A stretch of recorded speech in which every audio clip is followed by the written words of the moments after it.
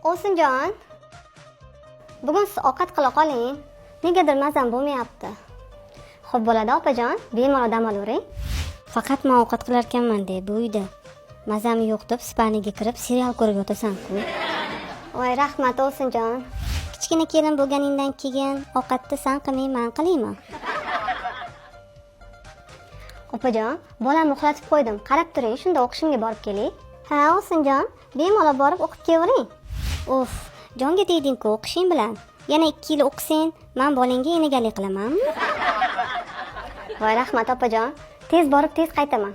Ha, o'zing o'qimaganingdan keyin qaraysan-da. Ovsinjon, ovqatingiz bilan shirin chiqibdi.